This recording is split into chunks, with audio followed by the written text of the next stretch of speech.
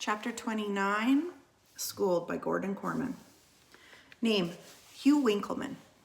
In the great encyclopedia of history, if you look up mass stupidity, was the picture you'd see. 1,100 kids dressed as hippies, crammed belly to belly in a parking lot, having a candlelight memorial for someone who was probably just fine. The idea was to dress as Cap hadn't been part of Zach's original plan.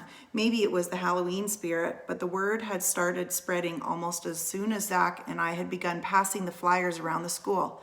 Picture it, an entire student body decked out in day glow and beads, all except for one brain-dead pair wearing Mickey Mouse masks. Guess who that is? The candles had been Zach's idea. We'll need the light, he told me on the way to the dollar store. But their effort was more than either could have imagined. Hundreds of tiny flames glowing orange in the dark screamed morning. Dull flickering shadows reflected off somber faces, eerie. Zach. I'd spent most of my life either afraid of him, jealous of him, or hanging there while he stretched my waistband of my underwear over the parking meter. We were never going to be best friends, but I had to admire the guy. He was a genius, not book smart, but the master when it came to crafting his public image. Somehow, he had positioned himself as head mourner of the Anderson tragedy. Not bad, considering that a couple days ago, he was the villain of the school. Him and me. Okay, we deserve that. Getting Cap at the pep rally was an awful thing to do, and I felt terrible about my part in it. Being angry at Cap was no excuse. I knew better than anyone what it was like to be the target of Zach's in the world. A lot more than just my conscience was suffering. I was kicked out of the chess club for good. I had a month of detentions and a black mark on my permanent record. And how's this for ironic? The only way to avoid being branded Cap's backstabber was to get myself embroiled in yet another scheme with the same Zach Powers. Beam me up, Scotty. There's no intelligent life on this planet. I approached Zach. So now what? We're not just going to stand around all night, are we? Chill, he said serenely, jiggling his Dixie cup to keep his candle from going out. We're basking in our sorrow. I was uneasy. I don't know. A third of these kids are positive Cap's dead. A third of them have him in intensive care, and the rest are just here because everybody else is. The last thing we want to do is give people too much time to think. Good point, Zach agreed. He hoisted himself onto the payload of the school district's flatbed truck and stopped the tape on the boombox, which was playing Here Comes the Sun. He took the karaoke mic and flipped the switch. Attention, everybody. Can I have your attention up here? Considering the size of the crowd, we were a quiet group gathered in clusters speaking on hushed tones, almost like it really was a funeral. It only took a few seconds before all eyes were on Zach. Thanks for coming. I know if Cap could be here, he'd thank you too. Cap Anderson was our 8th grade president for just 2 months. 2 wild, fantastic months. Now he's gone, and the best way to celebrate his life is to talk about the way he touched our lives.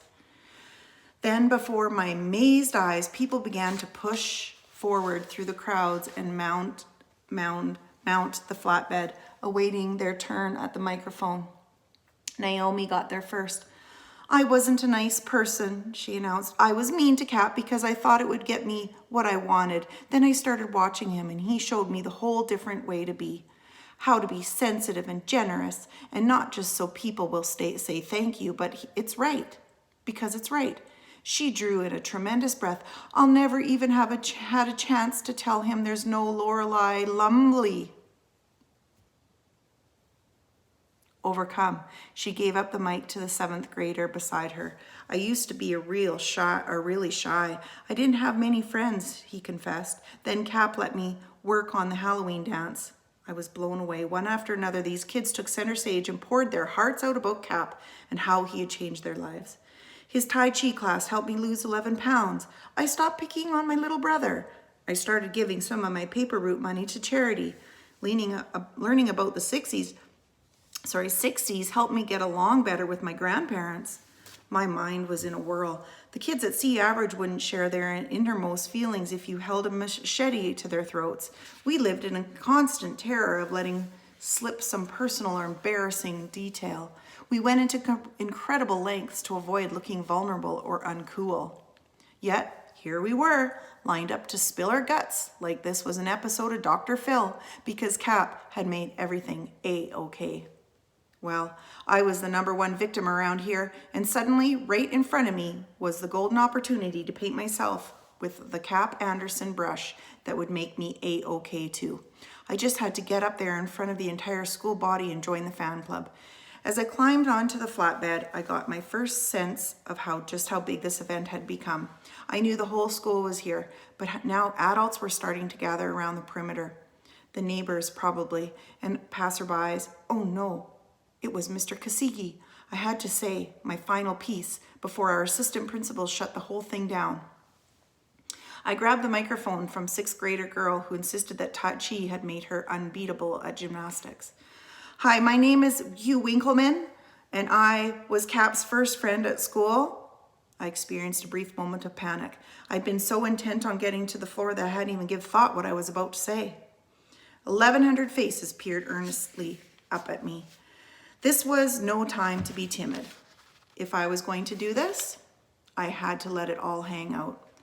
I bit down hard on the side of my mouth until I felt 2 giant tears well up around my eyes and roll down my cheeks. Cap Anderson was the greatest person it's ever been my honor to know. How are we ever going to get along without our president? I could see Mr. Kasigi pushing through the crowd. It was time to give the big finish. This was my shining hour. Hugh Winkleman would be the school joke no longer. I dropped the mic to the flatbed, raised both arms to the heavens and howled, "Cap, you were too young to die." I could hear sobs breathing breaking all around me, and then a muffled but strangely familiar voice called, "Hugh, don't cry." I goggled. One of the kids in the Mickey Mouse masks waded through the crush to reach the truck. He stopped just below me and pulled off the mouse head. "See?" announced Cap Anderson. "Everything's okay. I'm not dead."